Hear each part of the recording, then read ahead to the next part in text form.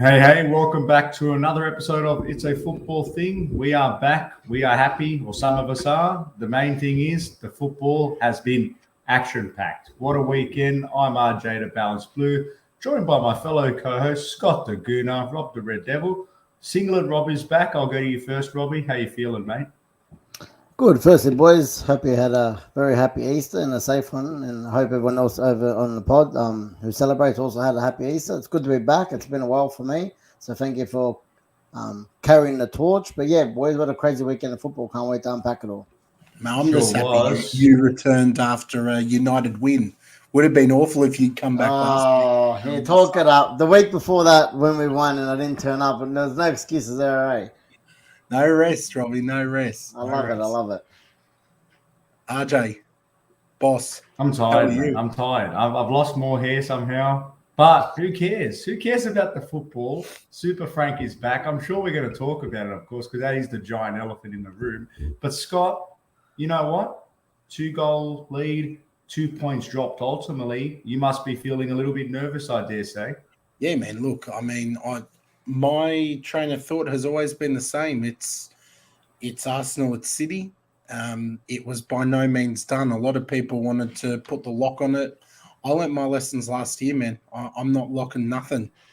I'm not locking nothing until I see it happening with my own eyes. So really damaging draw this morning. It feels more like a loss, to be fair. I walked away from that pretty much of the same feeling I get after a loss. It was golden opportunity to go to Anfield, break the hoodoo, and look, there's no myth. They've been good at Anfield against big teams. It's all the other games where they haven't turned up, and Liverpool were the better team, quite simply. The first half, we took that 2-0 lead, and after that, just poor defending, individual errors. We weren't clinical, although we didn't create a hell of a lot. That they could have put 3 or 4 more. One guy who I think earned some massive plaudits this morning is Aaron Ramsdale. Some of those saves he made, like if we end up winning the title by 1 point, everyone's going to go back to this game and talk about Ramsdale's performance because some of his saves are superhuman, man. I all Arsenal fans owe him for that point. So, Robbie, I know you caught the game, mate. What did you make of it? Liverpool looked good in the second. As a neutral, I said to you last night, I was actually excited to watch a game like this, and there was so much riding on it.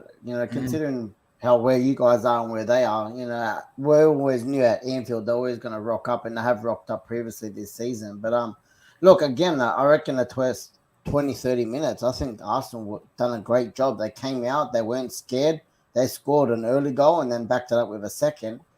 That's just where I think, after that, I think you guys really stuffed that up. To go 2-0 up at Anfield and throw that away in the position you guys are in, I think is mental. But look, credit to Liverpool for pulling it back. They came out, they got one back before halftime and pretty much dominated the whole second half. And like I said, you guys to get away with the point was, the missed penalty by Salah. I was actually happy he missed. But again, you were to give him plaudits. How is Ramsdale not England's number one? I have no idea, but he was amazing, this game can come back and be like I said, that's a title winning point possibly. Yeah, look, it's either a title winning point or it's a title losing drop. No, that's true. That's true. And time's going to tell. Time's going to be the judge of that because the City juggernaut, and I'm sure we'll talk about them soon, they don't look like they're slowing. They look like they're hitting form at the perfect time. RJ, is this now advantage Manchester City, even though when you look at the points, we do still have more points? Is it advantage City? I think so. I think psychologically it gives them a boost. I know they've been chasing hard and they've said it's not in our hands, but they can only do what they can do, and that's focus on themselves. And they're getting not just results, but they've been quite emphatic of late. They're really starting to find a bit of a rhythm, and naturally we're going to talk about, again, the super freak human Erling Haaland. I think he's just continues to show that he is a special talent among a few others that are assuming the mantle of Messi and Ronaldo. So, yeah, definitely, in my view, advantage City. But Arsenal, look, we've seen them stumble a few times this season and bounce right back. So it's nothing conclusive. That's what gives me hope. Every time we have stumbled and I thought, oh, God, what's going to happen now? We've always bounced back. So I'm hoping we can do that. Comment from Tom here. A good point for Arsenal. You can't expect 3 at Anfield. Look, yeah, it's not an easy place to go and win. But, God, you kind of do expect 3 points when you're 2-0 up. But we're really missing. And also the context of Liverpool as well. Liverpool have been woeful this season. Even Chelsea, the banter club, as we know, they've even played well against Liverpool. A lot of teams are. So I don't think saying go to Anfield is the same aura as it had previous season. So definitely they've pulled some good results there, though. Just like they've in the big games at Anfield, they've been similar to the Liverpool of old. It's every other match where they've not been great. Not if I'm a Liverpool fan, I'm spewing. I'm absolutely spewing. I'm sitting there thinking, why are these guys not doing this week in, week out? But who knows? Who knows? Let's save Chelsea for a little while longer. Let's talk about your boys, Robbie. It was literally a case of back to the future. Martial on the score sheet. That guy's kind of been in and around and injured and out. Lit it on fire during the preseason. He was excellent and has had some bad luck. What did you make of your match? Yeah, look, just quickly, I'll touch on both of them because we played Thursday and Friday, so 6 points from 6 points, which was a bounce back from last week after the Newcastle disappointing loss. And again, we needed those two wins to put us back in that top 4 again because slipped out there for a few days down the 5th. But yeah, look, Brentford 1-0 at home, really good. But to the Everton game, I was a bit cranky because just weren't clinical. Honestly, like it was just that first half could have been 4 or 5-0 in the first half. We created so many chances, which I wasn't expecting against a Sean Dyche Everton, which have been pretty defensively good lately. But yeah, we just couldn't put it out. Pickford again, he had actually a pretty good game. He made a lot of big clutch saves, one-on-ones as well. But it was good old McTominay that got us just before half time with a really nice finish, a striker's finish. Nice slip. He's in goal scoring form, Robbie. Yeah, he's had a few for international breaks. Sancho slipped him in with a nice finish, 1-0. And then look, when the game's still at 1-0 and you've created so many chances, we had like 27 shots. The game's still open for another team, Everton, obviously this time, and it gives you a little bit of nerves. But look, Martial came on. Eriksen was back, which is a massive plus. First time in 3 months, and a fit Eriksen for the remainder of the season is a big bonus. Casemiro has officially just finished his 4-game ban, so he's available for the next game. And of course, as you said before, Martial came back and got on the score sheet, which for him is massive to get through some more minutes and to get a goal for his confidence is massive. Fingers crossed. Obviously, we've seen a bit of a groin injury with the main man, Marcus Rashford, but we haven't got a diagnosis yet. But from his Instagram story, he said he's still got plenty in the tank. So I'm hoping it's just a slight niggle, maybe just a little bit out. But like I said, back into the top 4, a game in hand over Spurs, 3-point buffer. I'm happy at the moment. Absolutely, you would be. And just from Tom's comment here, it was McTominay's first ever appearance on an It's a Football Thing thumbnail. I'm going to send a signed copy to you and Ahmad. I'll get that in the post. You know how we talk about Stan accounts. Tom is the most Scott McTominay Stan account you're ever going to find on any social media platform. I love his defense of McTominay. I agree with a lot of it. He's not a flashy player, but he does cop a lot of stick, I think, unfairly. So it's nice to see the McTominay display from young Scott. So, Mate, he does the dirty work. He does the dirty work. Now, if you want guys like Eriksen and Rashford and all of them to shine, you need someone to do that. And if Casemiro can't be there because he's got as much discipline as me at a buffet, like if he can't be there, McTominay's going to do it. So I want to quickly acknowledge this, RJ, before I ask if you've got any comments. Our man, Borch, this is the new tradition. After every Manchester United win, he sends me on WhatsApp a little recording from his screen. He has his phone, he records it. The same corner of the stadium, week in, week out. It's obviously the same 3 blokes and their pet cat who have a nice little Glazers out banner, but nothing across the rest of the stadium. But yet, look, times are good, so it's been a bit quieter than normal, but I'm sure it'll be. The way I think of you every time we score a goal, and I feel like sound recording the "We Are Glazed Out" straight after we score a goal. I should message Scott, turn on the TV and watch a game and listen for a change. Listen, my agenda is real, man. The agenda is here. Rattling United fans is always fun. RJ, speaking of rattling United fans, seems to be tightening up between them and Spurs and Newcastle. Have your views on the top four changed in the last couple of weeks, or are you still thinking a similar way? We know obviously Arsenal and City are in there. I'll chuck up the table for you boys.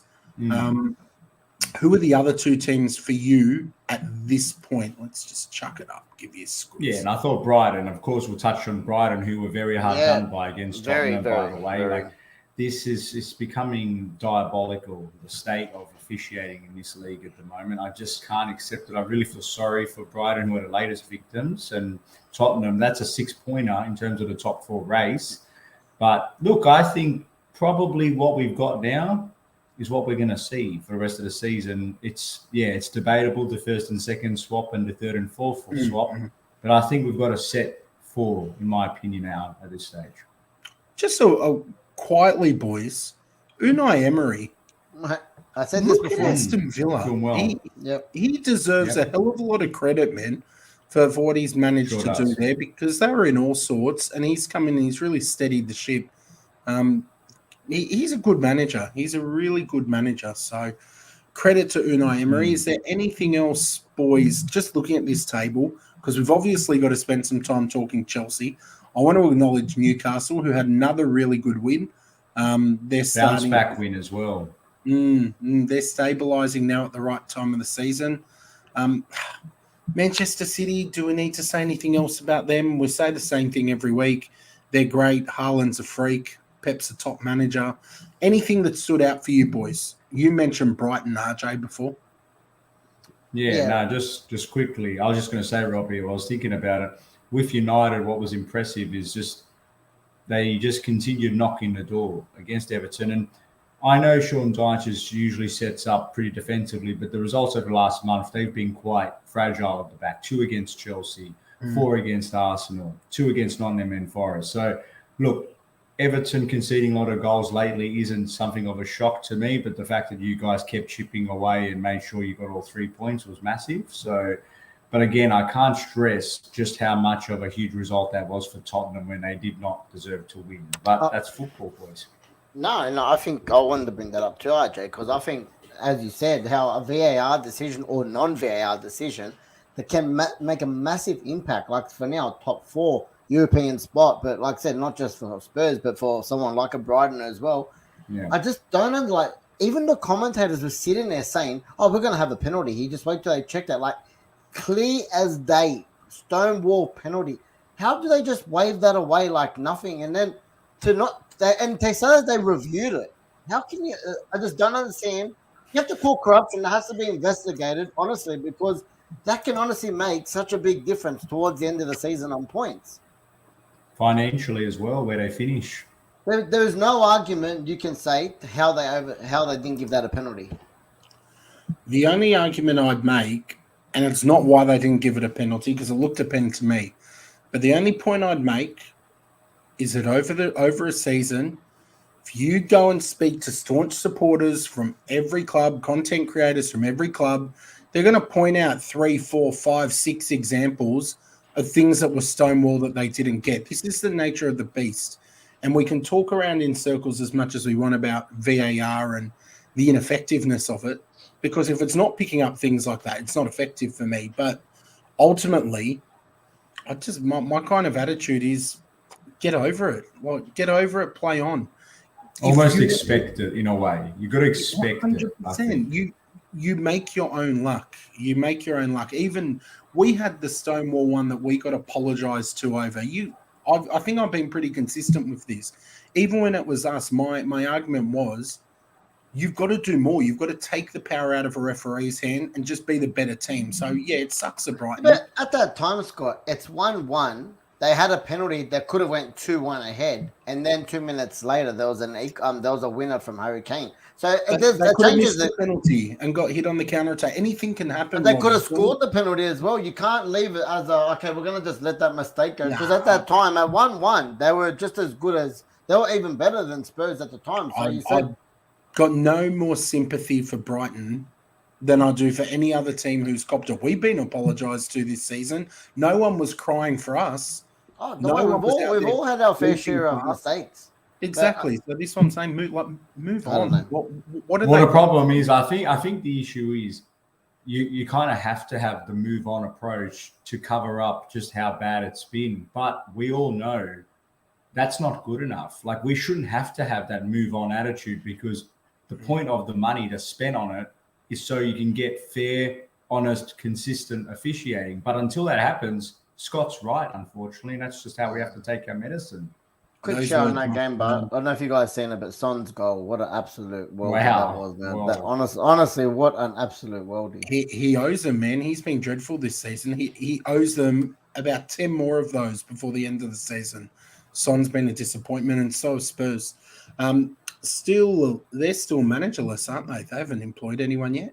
Nah, still just got the interim manager there. Yeah, they had the red cards. Both of them got sent off. Jesse Marsh as well seems to have knocked back Leicester at the moment. And look, for him, why would you jump into it now? It's tumultuous. Like, I would just sit back if I was him. But do you think Jesse And Leicester Marsh had a will- 1-0 loss as well, Scott? Did you see that? Mm. Leicester 1-0 loss. Big. Yep. You That's think they're in in trouble trouble, down there? I think. Do they get Marsh? I don't know. I think they do, but I don't know if now he's seeing what's transpiring, if he wants to be affiliated with it. So I don't know. Yeah, very weird. I don't know. Right. Let's do it, boys. As soon as this news broke, and in the interest of transparency, RJ and I have already had a conversation about this on the way to the MacArthur Bulls game. We see that Chelsea have sacked Graham Potter. I don't think you needed to be a footballing oracle to see that was a likely scenario. Nagelsmann, Enrique, rumors about managers they might wait for, Ancelotti. And then Fabrizio puts out a tweet saying that Frank Lampard is in contention to be the caretaker to the end of the season. And my first reaction, I want to get yours too, Rob, because RJ is obviously going to get a heck of a lot of time to discuss this. My first reaction was, Fabrizio is not often wrong, but this has to be wrong. This is a banter move. Was this your reaction, Robbie? Well, yeah, I've seen that. And then when Austin also tweets it out, then you know that means business too. And yeah, look, I don't know if you want to go first on your thoughts and stuff, but look, for me personally, I was shocked. I actually did think it was a bit of a joke, and it's got nothing to do. Don't take it personally. I do with the whole Chelsea situation. Take it personally, Archie. We've had our banter FC, you know, last year and stuff like that. But if United were to go back and say right now, we're in the dumps at the moment, we're never down to 11th, we're going to go back and get Ollie for the remainder of the season. You can't tell me you guys wouldn't laugh at me and say, what kind of stupid move is your club doing at the moment? I understand the other side of the coin. He's coming. He's the hero. He's going to come. But I just don't get it. I said straight away, and I was talking to our good friend Miz about this as well, saying, go get one of these ones. Nagelsmann, number one. For me, I think he's possibly going to get it. But again, Enrique's in the light there. Go get him. Let him have the last 8 games to, you know, see what the team's like, see what the club's like, talk to everyone. It's a full off season. It's a full window. And then you start fresh next season. They mustn't. For me, it just says that they didn't have a plan for sacking Potter straight away. Frank's available. He's going to get, it's a bit of a PR stunt, bringing him back in, win over the fans. Obviously, after week 1, it wasn't the best result for him. But that's just my opinion from seeing that as a United and a neutral fan. I think it's crazy. If that was my club, go get Nagelsmann right now. Give him the rest of the season to see which players he likes. Let's see who wants to sell possibly for next year so he can continue. They can make decisions together with Bowley and the rest of the people upstairs. Start fresh next season. For me, look, again, I'm interested to see yours and RJ's on this, but that's my point of view anyway. RJ, I'll go next. So that way then you've heard both of our points of view and you can have the floor then to tell us what you agree with or what you disagree with. But I think this is incredibly backwards. Todd Bowley, when he kind of came in, there were arguments made that he's got some experience with success. He's obviously a multi-billionaire. He would make good decisions. Now, I do feel they went all in on Potter. They couldn't have let it go. And I genuinely feel that Bowley didn't want to sack Potter, but Potter and the players made his contract untenable. He couldn't stay. Why they haven't put in a new manager with a longer term vision now is insane to me, because you often hear clubs say, yeah, but the manager didn't have a preseason, or the manager's getting to know the players, or the manager's learning the combinations. Say they get someone like Nagelsmann. This time now in competitive games, he'll learn a lot about his squad from the Real Madrid fixtures, because you learn a lot about their mentality in those games. He can experiment with formations, tactics, see who can adjust to his style, see who's got a good attitude, bad attitude, and he can then go into the preseason a whole step ahead of his rivals, of any other new managers that come in. He can say, right, I know my players, him doesn't fit, let's move him on. We've got, 40-something players on professional contracts. I don't want him. This player fits my system, go and get him. I think this is a poor decision from Bowley, one that's not setting them up for success, because now you've got Lampard in, who has won the lottery, failed at Chelsea, and I'm happy for RJ to tell me otherwise, because if he didn't fail, he'd still be there. Failed at Everton, and then has been given a job at one of the biggest clubs in the league. Again, Frank Lampard must be sitting there thinking he has won the lotto, because I don't know how he's walked back in there. But RJ, to me, poor business, tactically robbing a new manager of great opportunities. Robbie used the Ollie example that I thought was great. Tell us your views, man, because you know your club, you love your club, and you certainly love Frank. He's your GOAT. So talk to us about it. Yeah, no, it's pretty. I can understand your comments, and I'll get to Tom's point in a moment. So look, it's from a neutral point of view, it's very questionable. Obviously, decision. You're bringing someone in that's had less success, you'd call it, than the person you got rid of. There's other people that are available that have more credibility or more proven success, you could say. Like I said, with Nagelsmann and Enrique as your starting points, Pochettino to a lesser extent. I think, because I've got some post-it notes, I wrote down there was some things about what helped me think about this sort of stuff, because it's, you guys got good arguments. But look, I'd say it's obviously a financial thing as well. Firstly, for the club, we've had strong, heavy reported losses because of sanctions and the money we've spent, blah, blah, blah. So perhaps one of the things the club's got to take into account is they've made it, not a mistake, but it hasn't worked out with Potter. So do you jump straight back in again with some big spend on a proven manager? May or may not work out. Doesn't work out, you have to pay heavy again. Or do you turn to an old friend, an old ally, someone that knows the club, someone that's worked with Mason Mount, Reece James, Ben Chilwell, who's just signed a 4-year contract extension? Do you turn to that kind of person? And it's one of those things where they've been very clear at this stage, it is an interim role. It is an interim role. Chelsea are in 11th place, out of FA Cup, out of League Cup, because it's finished. UCL, yes, it's a quarter-final against Real Madrid, but the likelihood of us winning our third Champions League is low. We're on the harder side of the draw. This is a risk worth taking, perhaps, Bowley and co are thinking of, while we do their due diligence, because what they said after getting rid of Potter is we want to have an exhaustive process to find the next manager. I respect that, because, again, I hear what you're saying. Tactically, the new manager comes in, does all their assessments, watches them, trains them, works out who gets the red pen, who stays on board, all of that, all very sensible. But at the same time, I also see a case for let's give the new manager, whoever that is, time to start fresh and clean and not have the stain of this season hanging over their head. Because if they come in, Guzman comes in, Enrique comes in, Chelsea 11th spot, there's still 20 extra players that they have too many. There's some bad apples in that camp because a lot of players aren't playing at the moment. They're causing trouble. What happens if they keep losing?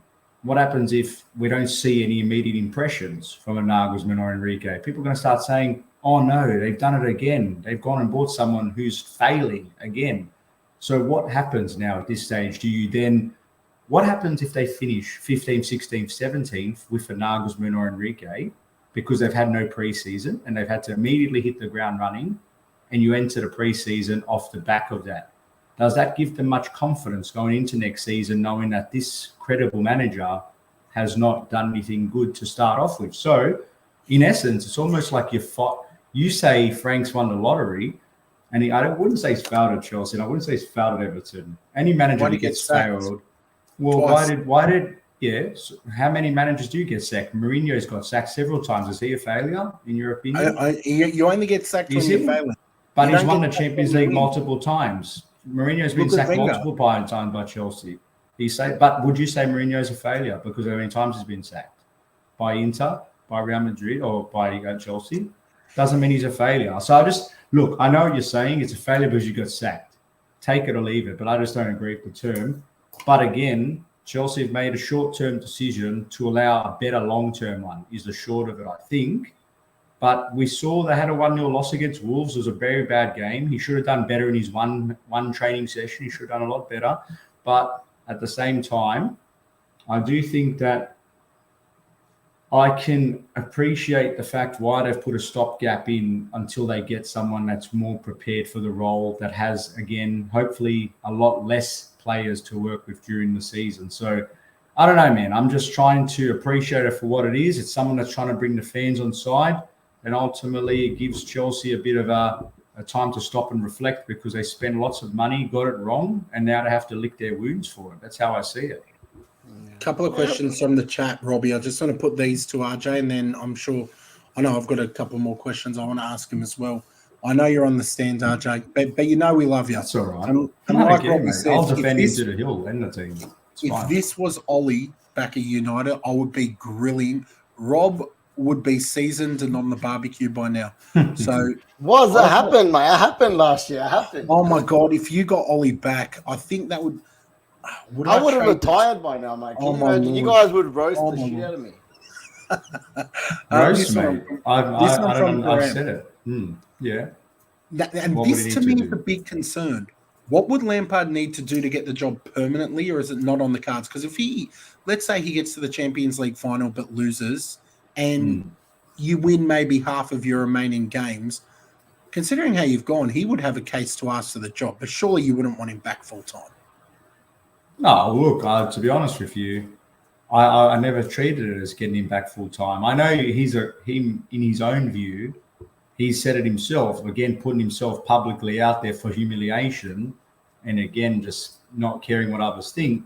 He said the title's interim, but I'm going to do the best I can to try to keep this as long as I can go. So I don't think it'll be beyond interim, but at the same time, I just want to see him do a good job, finish up, and hopefully pass on the baton to someone else that's going to take on the project for us. So I don't think it'll be permanent. Look, if he wins the Champions League dramatically, which I don't think will happen, again, happy to admit it publicly, I don't think we will. If he was to win it and they do show not just results improving, but we start looking more harmonised and a more set 11, etc., then I think the club has a responsibility to at least put his name into contention to say he should be considered if he's achieved those hurdles. So that's what I think. Fair shout. This comment from Declared as well. Lampard was simply to calm the fans down. They didn't expect the fans to get this bad. That's why they weren't prepared for the next manager. I agree with Declared there. I genuinely feel you guys, Bowley, wanted to back Potter to the end of the season. But I agree. I think so.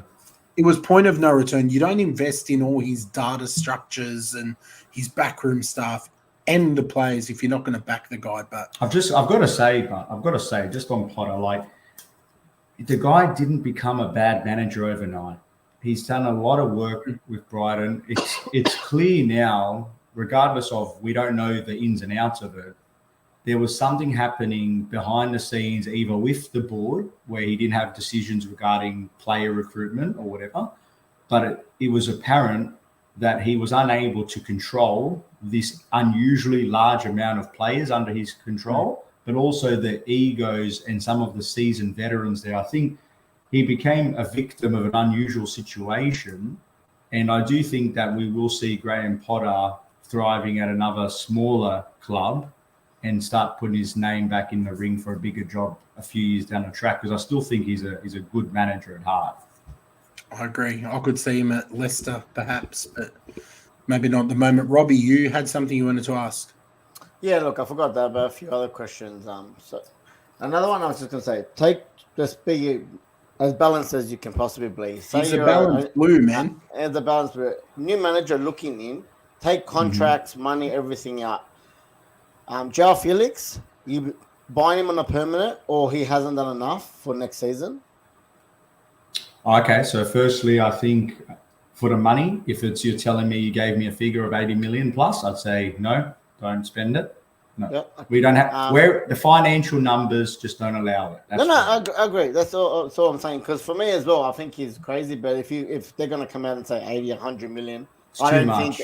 I know the team's been performing well below. But he hasn't been banging in goals. He hasn't been doing. Mudryk, if he didn't have a 6-year contract as a neutral, would you say you've seen glimpses to think he's going to really excel? He's going to make it in the league, and are you still happy with his purchase? I think the answer is we haven't seen enough of him. We had a good cameo. He's been dropped for a lot of games. He got played as a striker. He should have scored a couple goals the other day, getting himself in promising positions. But I'd say that the jury's on the fence with this one, traditional RJ style. But to be honest, I don't know. He seems like he has potential, but he's got a lot of work to do to convince me. 2 more quick ones. Koulibaly, thoughts? I think he's grown as the season's progressed. He had an okay start. He looked a little bit off the pace at times, but I think without Thiago Silva, I think he's done a reasonable job. But there's a bigger problem. I won't go into it, but I'll let you answer the questions. And last one, Raheem Sterling. Again, another one of those players that has been overlooked over the last month or so. But he had his first glimpse against Wolves the other day. Looked a little bit rusty, but so did the rest of the team. I still think he's a classy enough player. He's a winner. He's experienced. We've seen what he does for England, what he's done for Manchester City. There's no reason why I don't think under any manager he can't still be a valuable asset for us. Okay, can I give you my inside scoop? I've got a couple of these random predictions correct over the years, but I actually think Raheem Sterling is going to end up at Arsenal in the transfer window. I think he's someone we'll make a move for and add him to the squad, but could be wrong. How much are you paying for him? What did you pay for him? Did you get him on a free? 50 or 60? No, it was 40. I think it was 40 something. I think it was 45, 50.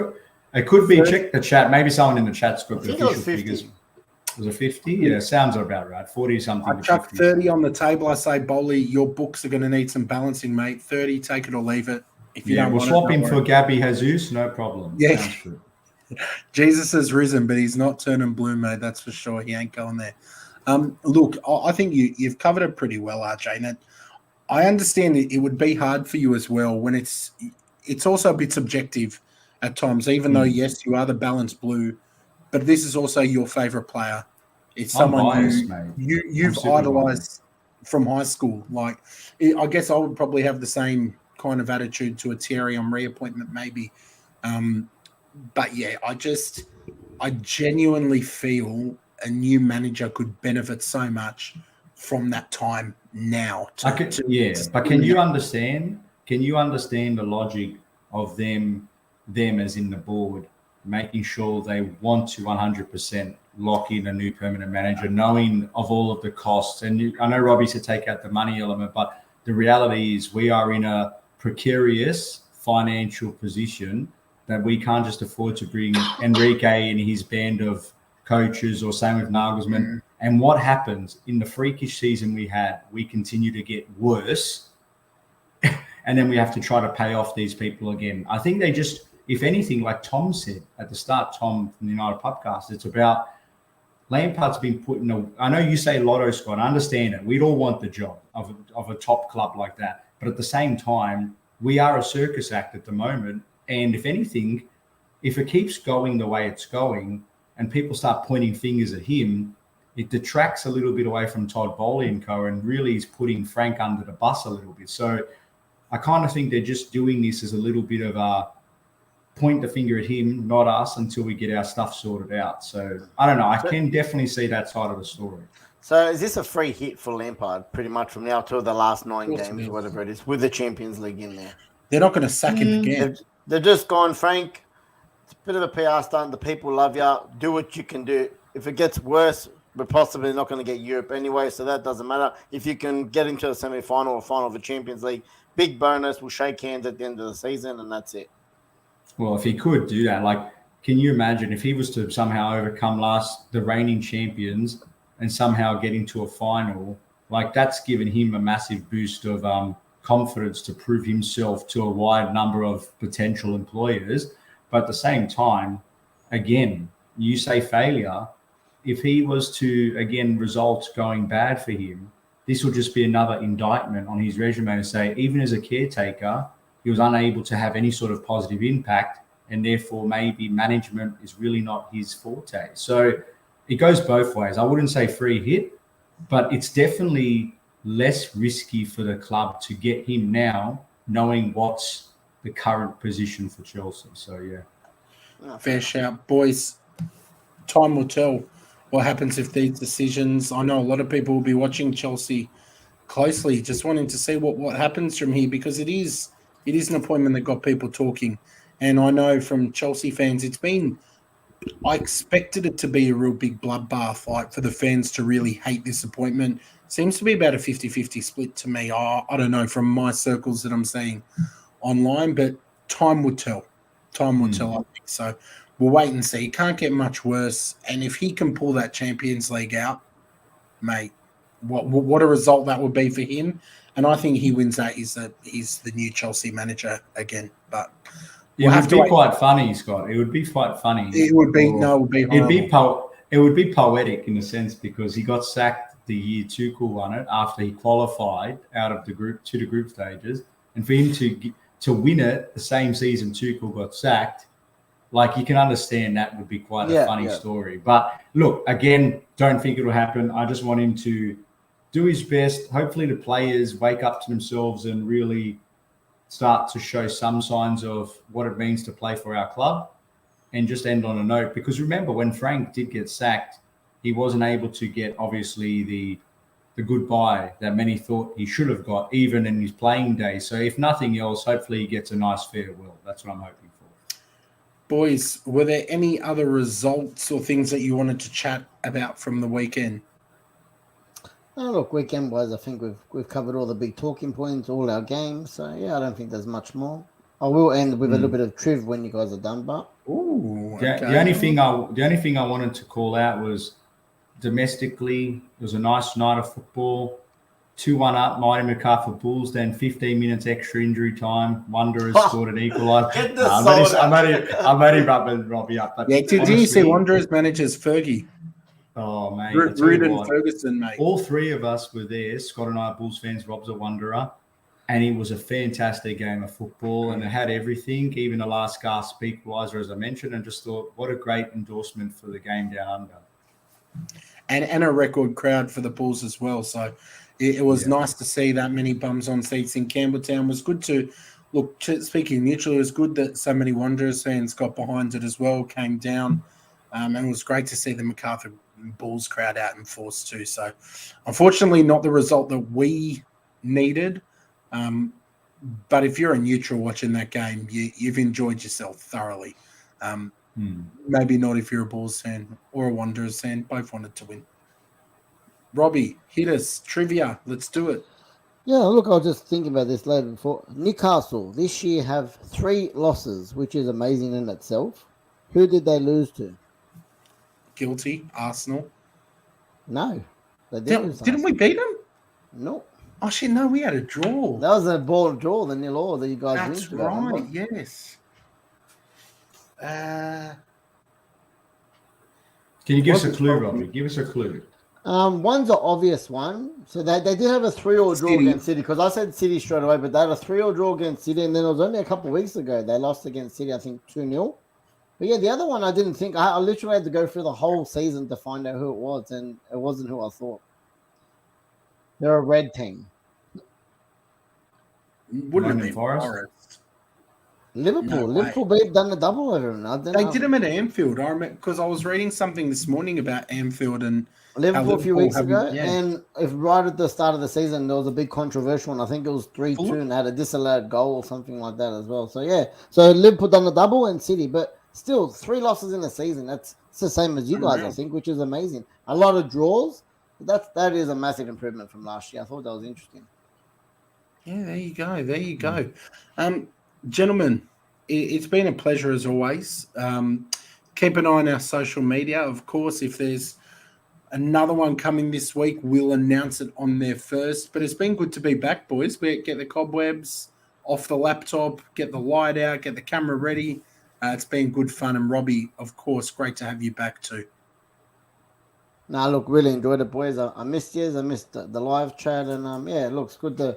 I think football from now to the end of the season is going to be 100 mile an hour, and it's really going to be exciting. Not just you got your title race, who honestly can put a question mark on it. Your top 4 races is undone. The relegation, I think from 12th to last is 3 or 4 points, so that's going to be crazy. And not just that, man. Like, you know, there's pointy ends of cup competitions that are going to be exciting. There's heaps. There's Champions League. There's so much stuff coming, and it's going to be exciting. The thing it's all going to be done within 6-7 weeks. It's crazy, and it's going to be a lot of games in there. Well, you know what they say, it's a football thing, and we'll be here to bring it all to you and unpack it together. So thank you for joining in. Thank you to the live chat. But on that note, take care. Happy Easter. Stay safe. Ciao.